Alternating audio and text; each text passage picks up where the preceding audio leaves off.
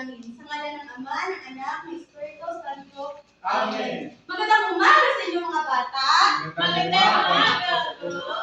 Ako po pala ang inyong guro ngayon.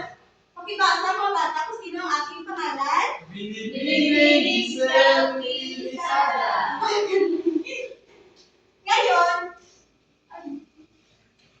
Ngayon, kapag tinawag ang iyong pangalan, pakisabi lang na narito po. Clarice, Narito po. Aaron, Narito po. Edmar, Narito po. Marvin, Narito po. Jeanette, narito po. Jenny, narito po. Magaling dahil lahat ay nandito. Ngayon, balikan natin ang ating alituntunin sa loob ng silid paaralan. Pakibasa mga bata. Makinig ng mabuti. Itaas ang kamay bago. Magaling dahil alam nyo na ang ating alituntunin ngayon. Ngayon, sino sa inyo ang may halaman sa bahay? Ano-ano ang mga halaman sa inyong bahay? Aaron, Papaya. Jenny, magaling dahil kayo ay may mga tanim sa inyong bahay.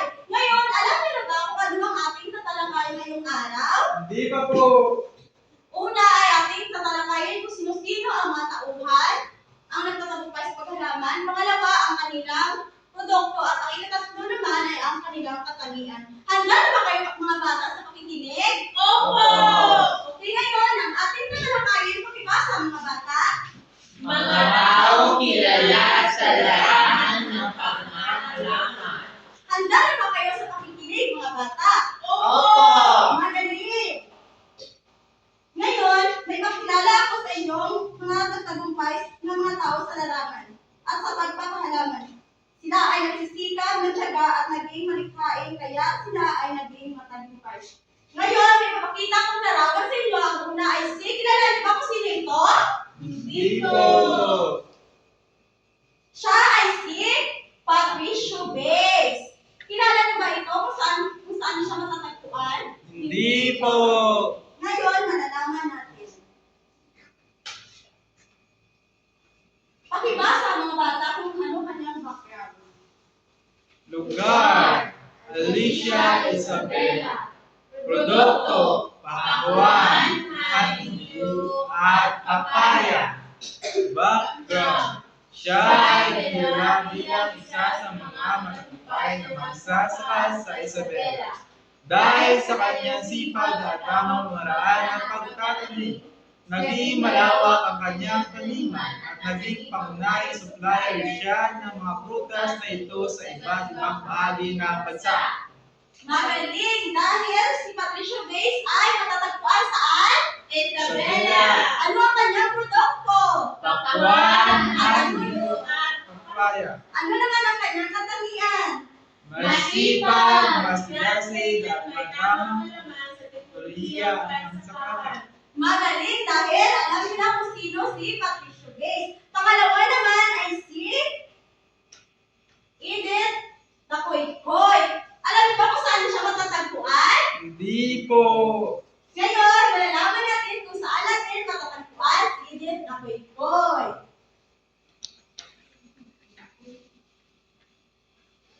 Lugar, Ilocos Norte. Produkto, Rimfran Dragon Fruit. Tinugarian siyang dragon fruit lady ng Pilipinas. Siya ay nagpasikat ng dragon fruit sa bansa kahit na noon ay hindi pa ito ganong kilala. Itinatag niya ang Rimfran Farms na ngayon ay isa sa pinakamalaking plantasyon ng dragon fruit sa Asia. Ang kanyang katangian naman ay mapanikha, matatag sumubok ng bago at disiplinado sa kanyang negosyo. Ngayon, alam niyo naman kung ano ang kanyang produkto niya? Opo! Ano naman ang kanyang katangian? Manipula Mapanipang disiplinado. Okay, madali. Ngayon naman ay ang tatlo ng tauhan. Kilala niyo ba kung sino siya? Hindi po! Siya si Jose Mercado. Alam niyo kung saan siya matatagpuan? Hindi Po! po. Ngayon, alamin natin kung saan siya matatagpuan. Pakibasa mga bata.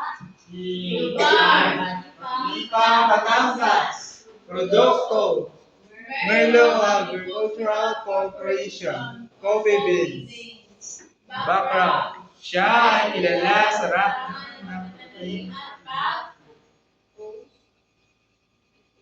Korporasyon na kilala sa paggawa ng di kalidad na kape na kilala hindi lang sa Pilipinas kundi pati sa ibang bansa. Ang kanyang katangian naman ay mahilig magsaliksik at may pagmamahal sa kanyang trabaho. Saan niya matatagpuan si Jose Mercado? Lipa Batangas. Ano naman ang kanyang produkto? Coffee Beans. Ano naman ang kanyang katangian? Delikado. Magaling mga bata. Ngayon naman ay may papakilala na ako sa inyo ang pang-apat na tauhan na nagtagumpay sa paghahalaman. Siya naman ay si Arsenio Barcelona. ito ang kanyang mukha para magkilala niyo siya. Ituto. Ngayon, alamin natin kung ano naman ang kanyang katangian at kanyang produkto. Pakibasa mga bata. Lugar, Manila. Produkto, Harvest Agricultural Corp. Background, siya ang nalingkod ng Harvest Agricultural Corporation na tumutulong sa mga magsasaka at nagdadala ng matikalidad na pananim at binhi. Ang kanyang negosyo ay nakatuon sa pagdadala ng mga bagong teknolohiya sa agrikultura. Katangian, may malawak na Mahusay at leader at organisado. Ngayon, ano naman ang kanyang produkto? Magaling, Jeanette. Ngayon naman, ano naman ang kanyang katangian? May malawak na hawanang mahusay sa leader at organisasyon. Ngayon naman, ang panglimang tauhan, kilala niyo ba ito kung sino siya? Hindi po. Siya si Paris Oy. Ito ang kanyang itsura para makilala. Ngayon, alamin naman natin ang kanyang background. Ang kanyang, pakibasa mga bata. Lugar, Libre Metro Manila. Produkto. Produkto, Libre Metro Manila International Organic Festival. Magaling mga bata. Ngayon naman, ano naman ang kanyang produkto? Pinya, Manila International Organic Festival. Ano ang kanyang katangian? Makabago, may malasakit sa kalikasan at kalusugan. At madaling Huwag sa kababago. Magaling. Ngayon naman ay tatalakayin naman natin ang panghuling tao sa nagpagkatagumpay sa paghalaman. Kilala niyo ba ito kung sino siya? Hindi po. Siya naman ay si Sinin Makani. Pakibasa mga bata kung ano ang kanyang background. kumpanya. La Puerta. Magaling mga bata. Ngayon, ano naman ang kanyang katangian? Malatag o pagbigay at may malaking pananaw. Magaling. Ano naman ang kanyang produkto? Magaling mga bata. Ngayon, balikan natin ang ating kinalaman kung sino-sino ang mga taong nagtagumpay sa paghahalaman. Magbigay ng isang Marvin! Sinin Makani. Magaling, Marvin! Bigyan siya ng 5 punto. Ay, 5 palakpak. Magaling! Dito naman ako sa panghuli. Angel, magbigay ng isang tao na kilala sa nagtagumpay sa paghahalaman. Magaling, Angel! Bigyan naman siya ng 5 palakpak. Ngayon, dahil alam niyo na kung sino-sino ang mga tauhan ngayon, ay may tatanong ako. Marvin, bilang mag-aaral, sino ang gusto mong tularan at bakit? Si Edith Takuikoy. Bakit? Siya ang gusto mong tularan. Kasi siya ang nagpakilala ng gagong fruit sa Pilipinas. Very good, Marvin! Yan siya ng wow, galing! Wow, galing! Wow, galing! Ngayon, dito naman ako kay Jeanette. Jeanette, bilang mag-aaral, sino ang gusto mong tularan at bakit? Jeanette! Paris Oy! Bakit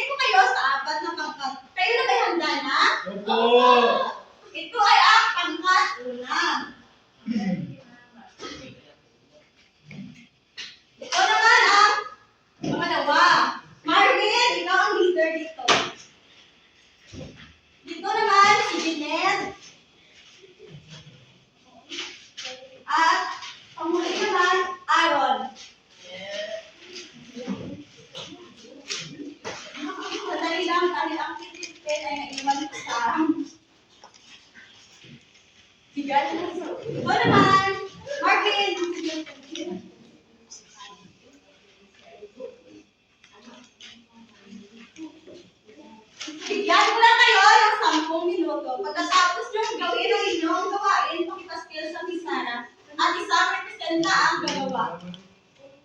Tapos na bang lahat? Opo! Unang pangkat, pinagay na yung gawas at itaskil sa kusala. At asahin mo ang iyong gawa.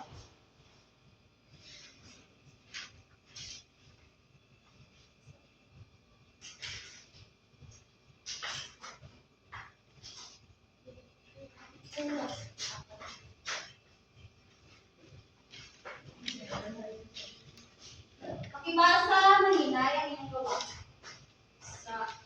Siya si Sinan Lakani. So, sino ang tao ito? Sino ang tao ito? Siya ay si Sinin Bakani.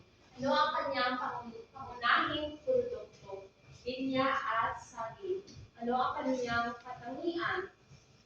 Mapagbigay at matatag. Magaling, mahinay, bigyan natin siya ng 10 palakpak. Isa, dalawa, tatlo, apat, lima, ito, magaling, ngayon mapupunta na tayo sa pangalawang pangkat. Martin, pakibasa ng iyong gawa sa ikalawang pangkat. Ito po ang aking gawa. Ang aming gawa. Sino ang taong ito? Siya si Paris Boy. Ano ang kanyang pangunahing produkto? Ang kanyang produkto ay ang Library Metro Manila International Trade. Ano ang kanyang katangian? Makabago, may malasakit sa kalusugan at kalikasan at magaling, mahilig umangkop sa pagbabago. Paano namin ito matutularan bilang mag-aaral? Maging malasakit sa kalikasan. Magaling, Martin! Ako naman ay sasayaw sa ikalawang pangkat. Alam mo ang sayaw na dami ko makita? Hindi po! So, ayan ninyo ako. Dami ko makita. Dami ko makita. Magaling, ikalawang pangkat. Ngayon naman, pupunta naman tayo sa ikatlong pangkat. Dini! Sindahan yung gawa sa ikatatlong pangkat.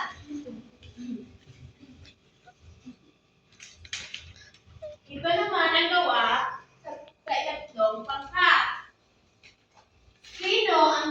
Sino ang taong ito? Ito si Arsenio Barcillano alias Tuto. Ano ang kanyang pangunahing produkto? Ang kanyang pangunahing produkto ay Harvest Agricultural Corp. Ano ang kanyang katangian? Siya ay masipag. Paano niyo ito matutularan bilang mag-aaral? Bilang mag-aaral, dapat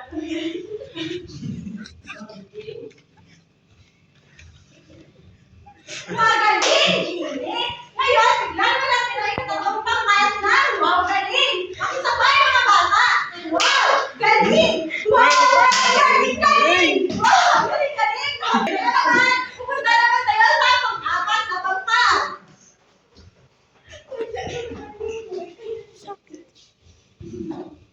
Ibasa, Aaron. Sino ang taong ito? Si Jose Mercado. Ano ang kanyang pangunahing produkto? Coffee beans. Ano ang kanyang katangian? Delikado. Paano ito magsularan bilang mag-aaral, maging masipag, at delikado? Magaling, Aaron! Bigyan naman ang pang-apat na pangkat na Carlo Dalisay Club!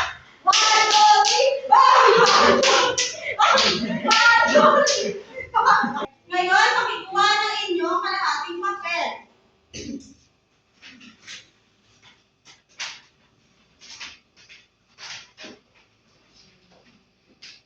Pakibasa mga bata. paluto. Isulat, tamang, umaso, at mali kung hindi. Sagutan ang mga sumusunod na tanong. Ibigyan ko lang kayo ng 5 minuto. Tapos na ba mga bata? Opo! Ngayon, sagutan natin ang inyong mga sagutan. Pakibasa mga bata ang unang tanong. Si Isid, Ilakoy, at Ana, Tama Tama! o mali? Tama! Magaling mga bata. Pangalawa. Hindi mahalaga ang sino sa Tama o mali? Mali! Magaling mga bata.